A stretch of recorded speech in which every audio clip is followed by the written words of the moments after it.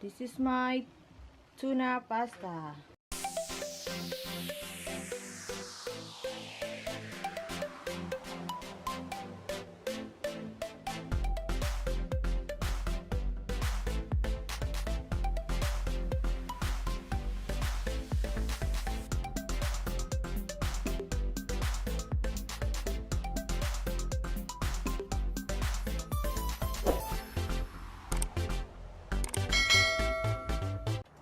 Hi guys, to this video we're going to cook tuna pasta. So ayan guys, so ready na ang aking frying pan. So medyo mainit na, so kailangan nating lalakasan konti ang ating apoy. So ayan guys, niluto ko na ang aking noodles. This is egg noodles, wide, kahit anong noodles o pasta ang pwede nyo gamitin guys. Alright, okay, luto na siya, so i-drain ko muna. So let's start cooking na. So lalagyan ko na siya ng 1 tablespoon ng olive oil. Ayan, medyo mainit na siya, so isusunod na natin ang ating. So the next ingredients that we're going to put is our garlic, chopped garlic or minced garlic. Okay, I used 3 cloves of garlic. So yung pasta na gagamitin nyo guys, pwede naman spaghetti pasta,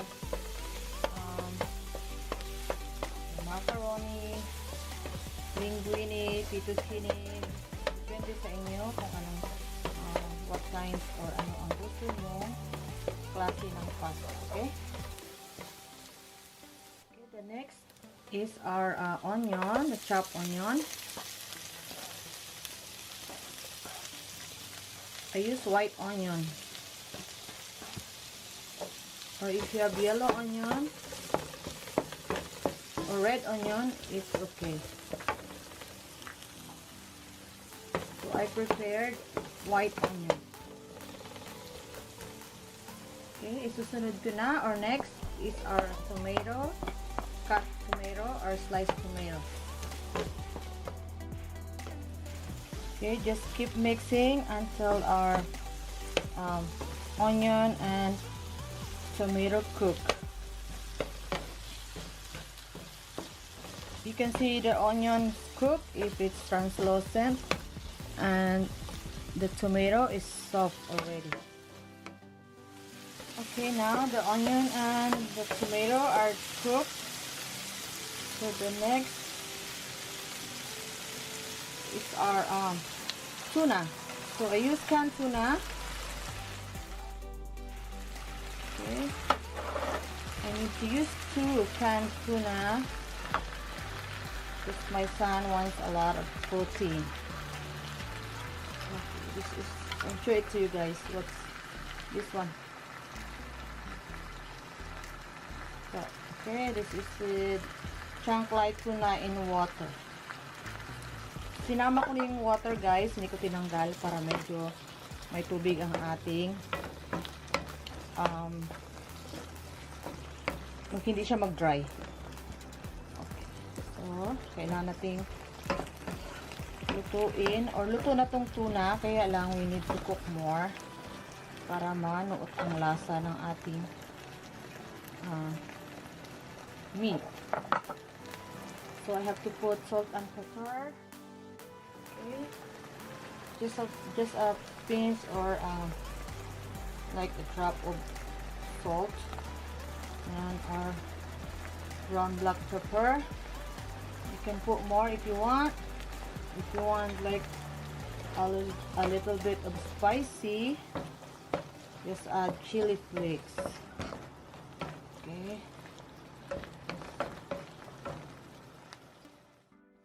So I used 4 ounces in each can of tuna in water. So you can use the one tuna in oil too if you want, or you can have the fresh tuna ipi-flakes nyo lang guys para maging ganito siya. Okay. Alright, the next is our parsley. I don't have no fresh one, so I use this guys, the dried one. Much better, I think it's if you can use the fresh parsley leaves. So ito yung yung aking white egg noodles. So to siya, 1 pound. So ginamit ko lang half of this. Okay, like mga lang siya, mga 8 ounce. So yun guys, easy lang to, mabilis lang talaga to, as long as naka-prepare lahat ng mga ingredients nyo bago kayo magluto. So ayan, kung madalian to guys, o yung mga yung mga mother na mga working mom, mabilis lang to siya.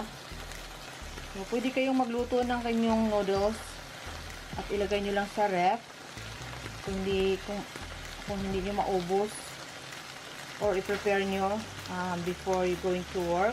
So ito yun, para pagdating nyo cook na yung pasta nyo, maggisa na lang kayo or maglutuin nyo na lang yung tuna, or igigisa nyo yung tuna. Ayan. So i-mix natin. Kukuha ko ng spatula para ma-mix ko.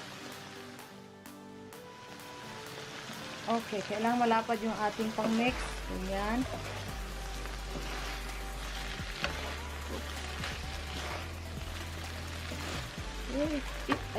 Ito turn off ko ng aking stove, aking apoy. Ayan. So, meron na kayo tuna pasta. Diba? Mabilis lang. Alright. I hope you enjoy watching guys, and thank you. I see you soon. At please don't forget to like and subscribe. If you're not done yet, just bell all para notified kayo sa aking next videos. Salamat! Bye guys! This is my tuna pasta.